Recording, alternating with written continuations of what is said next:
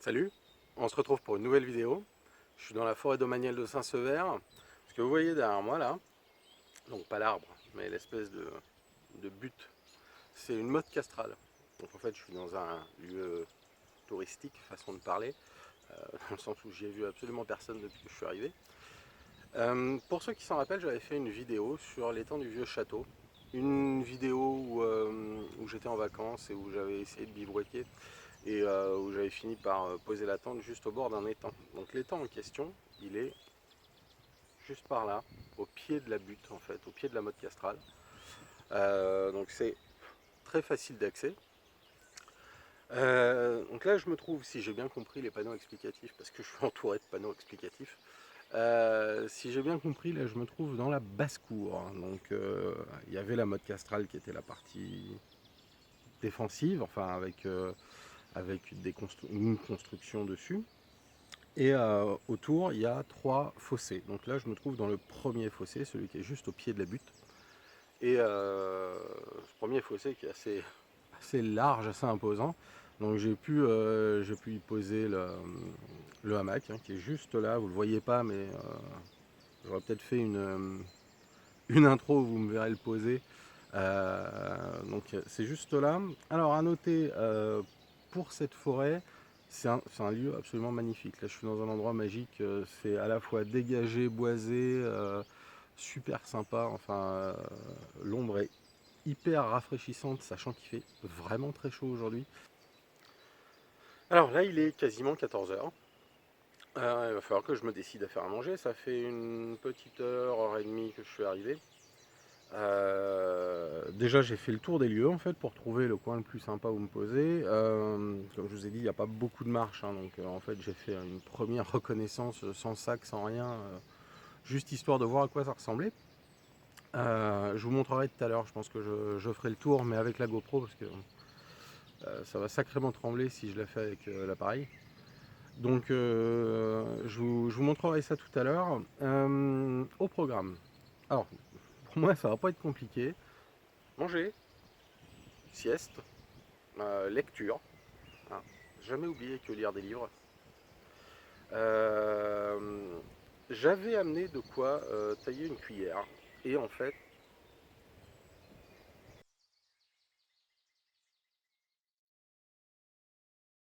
donc oui, j'avais prévu de quoi de tailler une cuillère. Et en fait, bah, je ne trouve pas de bois.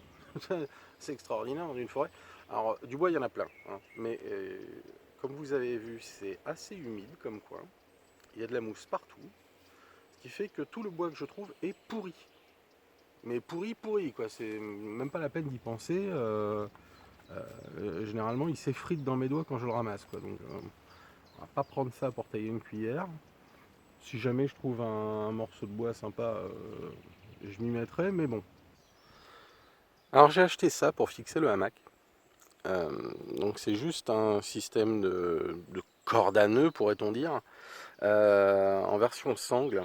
Alors je voulais absolument des sangles pour éviter d'abîmer le bois, parce que ça fait un moment que je sors un hamac, mais jusqu'ici j'avais de la corde, de la paracorde, quoi. Et la paracorde, ça cisaille le bois, mais quelque chose de bien. Donc là, comme on peut le voir, ça rentre dans la mousse. Ça, oui, la mousse va garder une trace. Par contre, il n'y a rien qui se passe au niveau de l'arbre lui-même, quoi. Ça rentre pas, ça ne le cisaille pas, ça le coupe pas. Voilà. Donc je voulais absolument un système comme ça. Deuxième chose que je voulais que ça soit très résistant. Je pense que vous l'avez remarqué, je pèse mon poids. Donc le hamac, c'est un ticket to the moon, il n'y a pas de problème, il tient jusqu'à 200 kg, donc peut-être même 250. Mais je voulais absolument un truc bien solide. Et enfin, et surtout, je voulais quelque chose qui ne se détende pas. Je m'explique. Avec de la paracorde, ou toutes les cordelettes que j'ai trouvées jusque-là, qui sont généralement synthétiques, euh, une fois qu'on a tendu le hamac se retrouve à genre 1,20 m du sol. Mais quand on rentre dedans, en tout cas quand moi je rentre dedans avec mon poids, il se retrouve à même pas 20 cm du sol. Donc c'est extrêmement désagréable. Donc pour monter dedans, il faut quasiment sauter, au risque voilà, d'abîmer le hamac, enfin le déchirer, voilà. Alors que au final, il se retrouve très très bas une fois qu'on est dedans. Là, c'est pas du tout le cas. La corde n'est pas élastique du tout. Enfin la corde. C'est du nylon, hein, mais c'est pas du tout élastique. Donc on le tend et il va rester, il va y avoir la toile du hamac qui va jouer un peu, mais sinon il va rester grosso modo à la même hauteur que là où on l'a tendu. Donc là il doit être à l'endroit où je m'assois, il doit être à allez, 70-80 cm du sol. Et il finit à une quarantaine de centimètres du sol une fois que je suis dedans, couché ou assis, enfin assis en tout cas. Donc voilà, là je suis bien en version assis, c'est bien en version couchage aussi, enfin voilà, ça j'apprécie. Euh, Autre avantage, c'est une corde à nœud, mais c'est une corde à nœud, comme vous voyez, en fait il y en a une principale qui soutient tout le poids, et dessus il y a des boucles, qui sont mises, ouais, je crois tous les 10 cm. En fait, il suffit de rentrer dans la boucle, hein, même principe qu'une corde à nœud, à ceci près qu'une corde à nœud, à chaque fois que vous faites des nœuds, vous réduisez la résistance de la corde en entier. Là, c'est pas le cas, parce que tout repose, enfin, tout le poids au final va être sur la sangle principale, et il y a que le poids de contact, je dirais, qui va se retrouver à être sur la boucle elle-même, quoi. Les boucles sont, je pense, collées cousues, hein, avec une triple couture. Euh, c'est la première fois que je l'essaye. Je peux vous dire que jusque-là, ça n'a pas bougé, hein. Je me suis allongé, j'ai même essayé de sautiller à l'intérieur. Enfin, sautiller. Fois assis, j'ai mis tout mon poids et puis j'ai fait balancer bien fort et pas un mouvement, quoi. Donc voilà, j'apprécie. Alors ça vaut un petit peu cher, ça vaut une vingtaine d'euros. Celui-là est de la marque, hop, Lamuro, je sais pas comment ça se prononce. Je connaissais pas, hein, je peux rien dire sur la marque et j'ai pas assez d'expérience sur le truc pour. Voilà, comme je vous dis, c'est la première fois que je l'utilise, donc j'ai pas de recul sur le matériel. Si ça se trouve, dans 2 mois c'est mort, hein. Mais en attendant, là ça m'a l'air de faire le boulot. Autre point intéressant sur celle-là, alors déjà c'est extrêmement solide, c'est-à-dire que c'est vendu, je crois, pour résister à quasiment 400 kg. Donc bon, le hamac lâchera bien avant que la corde lâche, en tout cas c'est ce qui est censé arriver. Et elle est extrêmement longue. Je ne sais pas si vous avez vu, donc quand je l'ai montée, Je pourrais quasiment rejoindre les deux arbres rien qu'avec cette sangle. 100 mètres de hamac au milieu. Donc même si si les arbres étaient très distants, euh, j'aurais de quoi mettre le hamac sans problème, quoi. Inconvénient, c'est lourd. C'est clairement lourd. Ça pèse dans les 400 grammes. Alors les deux sangles dans leur petite pochette, ça pèse dans les 400 grammes. Donc c'est sûr que c'est beaucoup plus lourd que de la paracorde, il n'y a pas de doute. Mais bon, ça fait le taf. Et vu que le hamac c'est un gain de poids non négligeable par rapport à d'autres formes de couchage, l'un dans l'autre, je trouve qu'on s'y retrouve. Voilà.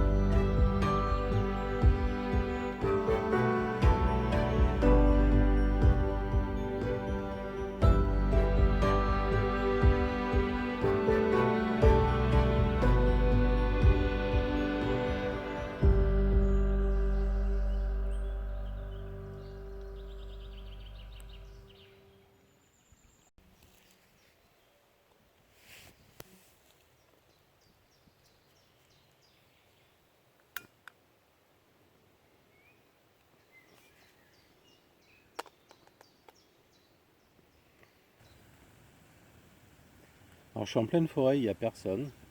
Euh, j'ai ramené en plus le réchaud à bois. Pour autant, je ne sais pas très bien pourquoi je l'ai ramené, parce que clairement on arrive dans les saisons où j'évite de faire du feu. Bon, là on est dans une partie plutôt humide, mais quand même, on est arrivé à la saison chaude, dans quelques jours c'est l'été. Euh, voilà. Ça paraît pas forcément très prudent de continuer à faire des feux en pleine forêt. Je l'avais ramené vraiment, c'était au cas où je me retrouverais sur une partie non boisée, quoi. Enfin, un endroit plat et vraiment pas boisé où j'aurais pu éventuellement allumer un feu de bois, mais là, en plein dans les bois, non. Non, non. Surtout avec ce sol qui est là, super inflammable. On est sur de la feuille morte bien sèche. Donc non, j'évite. Donc dorénavant, là, ça va être le réchaud gaz pour la plupart. Éventuellement, le réchaud, le réchaud à alcool, le Trangia. Mais principalement réchaud à gaz.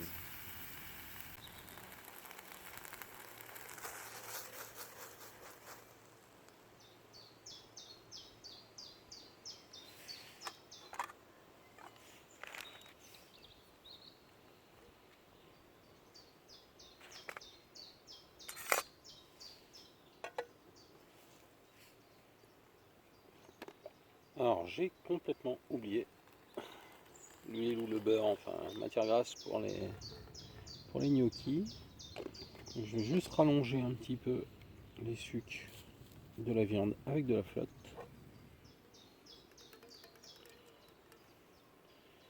Et même si il n'y a pas besoin d'eau pour cuire ces gnocchis, le peu de graisse qu'il y a dans les sucres va servir à éviter que ça attache.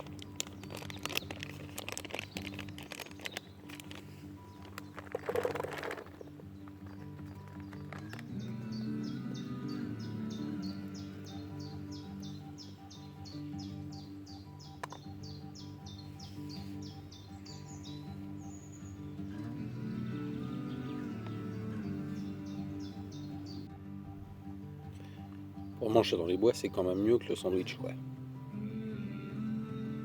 Allez, à table.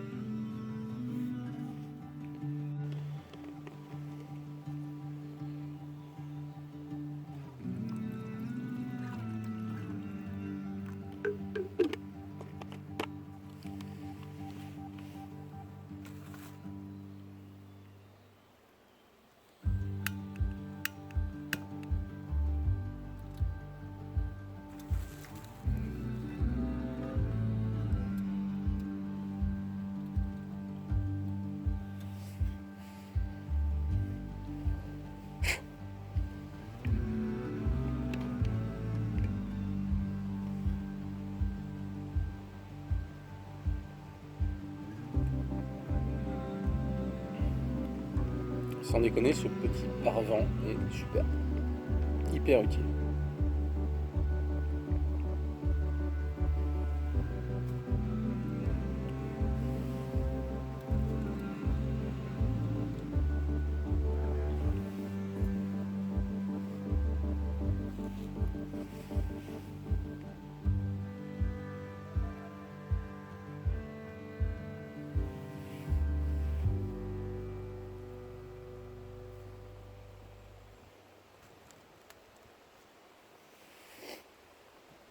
Alors, je sais pas pourquoi.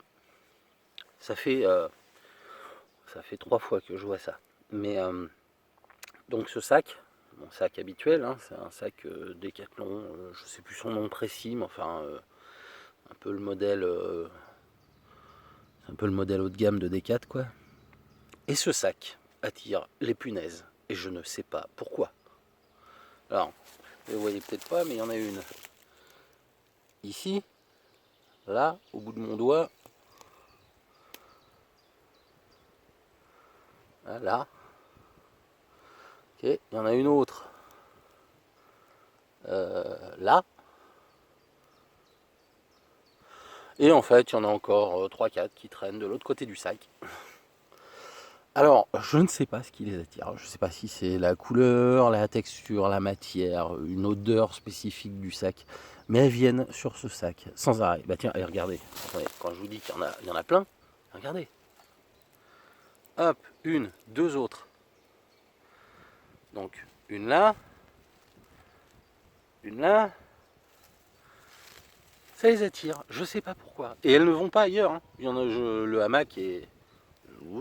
On monte. Le hamac est là. Sur le hamac, il n'y en a pas. Et sur ce sac, il y en a plein. Tout le temps. Et je sais pas pourquoi. Alors si jamais quelqu'un a une idée, ça m'intéresse. Un truc que je puisse mettre dessus pour les empêcher de venir. Bon. Du coup, vu qu'elles ont tendance à y grimper et puis à y rester, je les retrouve assez souvent chez moi après en revenant de bivouac. Enfin en revenant de balade. Je les trouve. Et ça grouille, quoi. Ah, là, là. Qu'est-ce qui peut attirer ça sur un sac? Et puis, ça n'attire que les punaises, hein. Je pas d'autres bestioles là-dessus. Je comprends pas.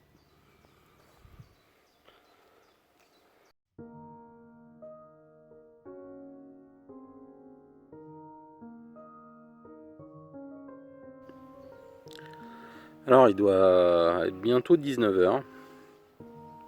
Ouais, je pense, hein, il est... Ouais, ça. Bientôt 19h. Alors, c'est pas que j'ai trouvé un morceau de bois, c'est qu'en fait, j'avais commencé à tailler une cuillère lors d'une précédente sortie. Et je l'avais complètement oublié et je l'avais laissé dans mon sac pour continuer. Donc Donc voilà, je me suis mis à mon petit taillage de cuillère. Donc l'ergot qui est là, ici, c'est pas du tout, c'est pas pour être dans la cuillère, c'est juste pour faciliter la prise et pouvoir continuer à tailler. Le morceau de bois était naturellement coudé. Ça n'a pas du tout pour vocation d'être artistique. Je pense que ça se voit, c'est vraiment de la taille grossière. J'ai juste ramassé un bout de bois par terre et je voulais remplacer une cuillère que je m'étais déjà faite et qui a été cassée. Voilà. Donc depuis tout à l'heure, je taille.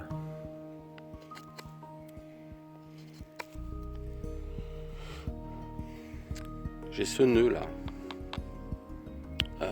qui m'inquiète fortement parce qu'il est vraiment dans le. Oh, pardon. Il est vraiment dans. Il est là. Vraiment dans le creux que je vais devoir creuser dans la cuillère. Le creux va se situer donc ici.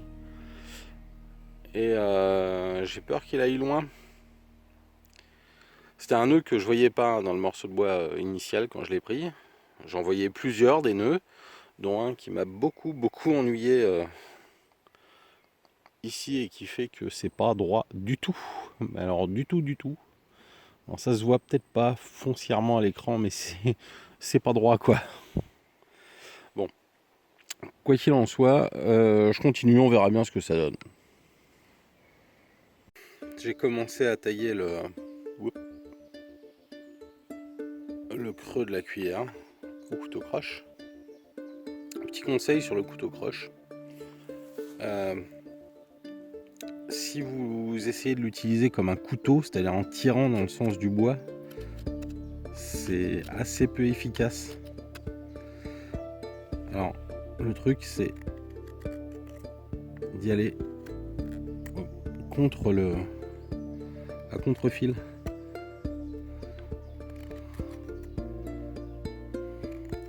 Et de racler. Pas d'essayer de couper, de racler.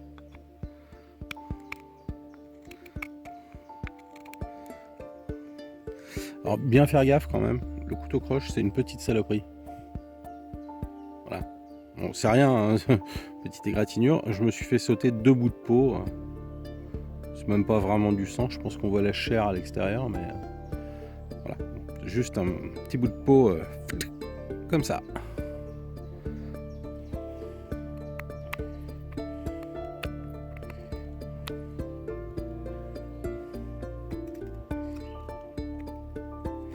Donc oui, couteau croche à contre-fil, en creusant, en raclant. C'est très long, mais on y arrive.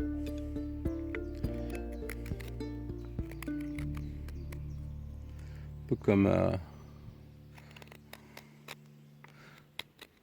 faire une boule de glace, quoi.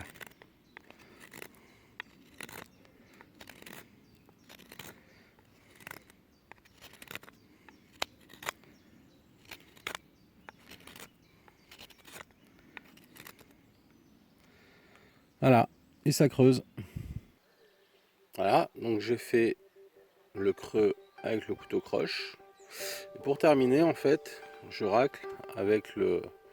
Je crois que c'est un Mora, mais de sculpture, celui-là. Je racle à l'intérieur comme ça. Ça enlève encore des bons morceaux. Même technique que le couteau croche. Hein. À contre-fil du bois et j'y vais en raclant. Voilà. Donc là on retrouve beaucoup plus la forme de la cuillère. C'est flou. Excusez-moi. Voilà.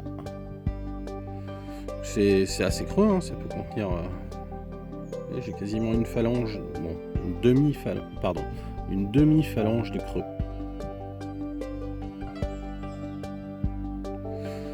Voilà. Encore une fois, ça n'a pas pour vocation d'être artistique, hein, c'est une cuillère de base pour utiliser, quoi. Voilà. Je l'ai un peu dégrossi à ce niveau-là. le creux est relativement profond, enfin assez pour que la cuillère soit fonctionnelle.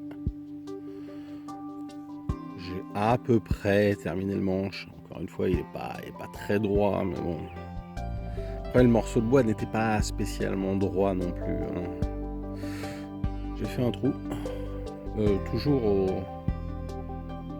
au Mora, hein, en tournant. Puis voilà, reste plus qu'à la poncer. Donc je vais pas amener de quoi poncer. Poncer, ça a tendance à m'ennuyer. C'est un truc que je fais pas chez moi, mais pas loin. Parce que chez moi, c'est un appartement, donc il n'y a pas d'atelier, il n'y a pas de pièce pour pouvoir bricoler. Mais voilà, je vais aller poncer ça dehors, devant, dans le petit parc à côté de chez moi. Puis ça sera utilisable. Hein, encore une fois, c'est pas spécialement artistique, mais c'est fonctionnel.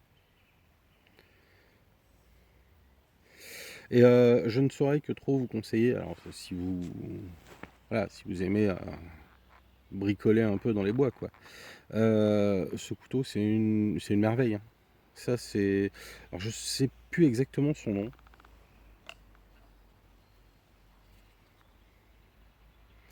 Bah voilà. Alors, j'ai encore l'étiquette sur le truc. Si vous arrivez à lire. Donc Mora et sculpture de bois. Voilà. Ça vaut pas très cher. C'est dans un étui plastique, hein, un peu comme tous les Mora. Et cette lame, c'est une merveille, quoi. C'est un rasoir. Alors du coup, c'est un rasoir. Et puis bien effilé, donc faites gaffe. Mais ça... Ouais.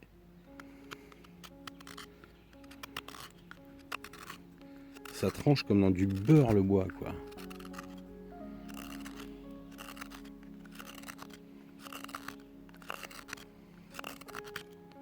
Voilà.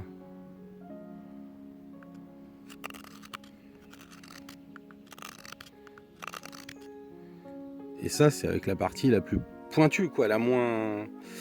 Là où j'ai le moins de force, ça coupe des gros copeaux si on veut. Enfin, là, je peux plus, j'en ai plus des gros copeaux à enlever, mais ça coupe des gros copeaux si on veut. C'est une petite merveille, cette lame. Ça tient bien dans la main, ça lit à peine.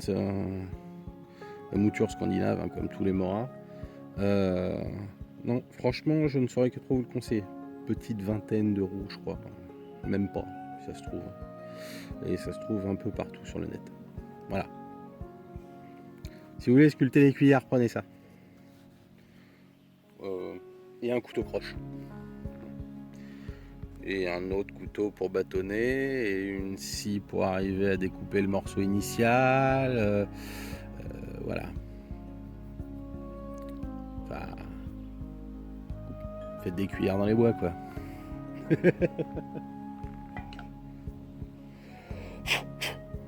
Ah, tant que j'y suis, couteau croche. Alors le couteau croche, c'est la saloperie ultime à mettre dans son sac. Clairement, c'est l'outil qui est fait pour s'en servir dehors et à la fois qui est complètement pas prévu pour qu'on l'emmène. Donc il n'y a pas d'étui pour ce genre de couteau. Alors, je vous conseille. Hop. Je mets ça dans du sopalin. Sopalin que je graisse en fait. Je lui mets de l'huile ou de la graisse quand je suis chez moi. Voilà, comme ça, mine de rien, il peut être mis dans le sac et il ne va rien arracher. Parce que sinon, c'est une machine à arracher tout ce qui est en tissu, hein. Voilà, tu as une chaussette, enfin, un truc pour emballer cette croche qui est une horreur dans le sac. Une fois que j'enlève les sangles, donc on voit la trace de la sangle. On la voit dans la mousse. Par contre, voilà, au niveau de la mousse, il n'y a pas de problème. C'est sûr, ça presse. Par contre, côté écorce, il n'y a rien. Et c'est pareil de l'autre côté, hein. Au niveau de la mousse, ça se voit. Au niveau de l'écorce, on ne voit rien. Donc on devine bien où était la sangle.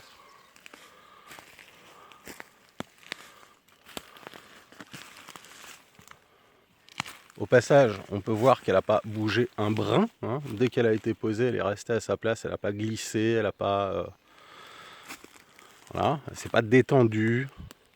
Le hamac n'a pas fini par terre du tout. En fait, le seul truc élastique, c'était le hamac lui-même. Voilà, donc là, il n'y a pas de doute, c'est tassé. Hein. Mais en dehors de la mousse, il n'y a pas d'effet sur l'arbre. Donc ça correspond exactement à ce que je voulais. Reste à voir comment ça tient dans le temps. Bon, le temps de finir de tailler la cuillère, il est déjà 20h30. J'ai grosso modo 1h30 de lumière devant moi. Ouais, on est début juin, enfin quasiment mi-juin, donc j'ai encore une bonne heure et demie de lumière devant moi. Par contre, si je veux filmer les sous-bois, vu qu'il fait quand même beaucoup plus sombre, déjà je pense que je vais devoir monter les ISO et va falloir que je m'y prenne maintenant. Donc ce que je vais faire, je vais sortir la GoPro, je vais tout laisser ici. Pour cet après-midi, ça a vraiment été super tranquille. Enfin, dans le sens où j'ai pas fait grand chose. J'ai bouquiné, j'ai fait un peu le tour. Voilà, j'ai laissé les affaires ici, j'ai fait le tour. J'ai fait la cuillère, j'ai pris l'apéro. Pas fait grand chose d'autre, non. Non, mais c'était très bien comme ça. Quoi qu'il en soit, ben moi j'ai passé une super après-midi quand même. C'était vraiment un moment de détente incroyable. C'est exactement comme ça que j'envisage mes petites sorties. C'est balade, poser, être tranquille au calme, profiter de la nature dans un endroit aussi beau que ça, et puis me détendre. C'est exactement ce que j'ai fait cet après-midi. J'espère que j'aurai réussi à vous le partager un peu. Donc là on part en balade pendant quelques minutes. Et puis moi je vais vous dire au revoir dès maintenant, parce que je vais quand même remballer un petit peu. Encore une fois, merci d'avoir regardé, à bientôt.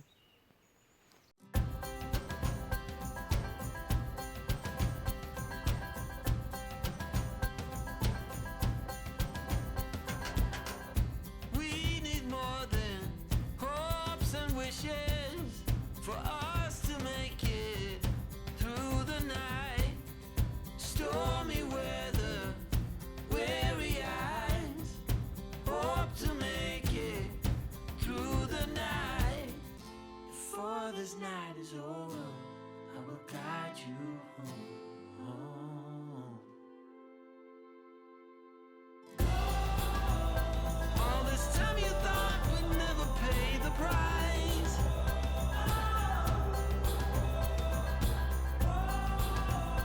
In the game of love you have to roll the dice. My heart got 7 years to life.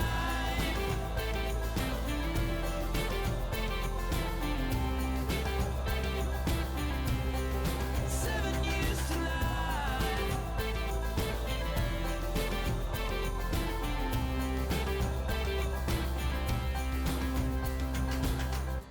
I've been told that time will heal all our wounds and our sorrows too. No more clouds, no more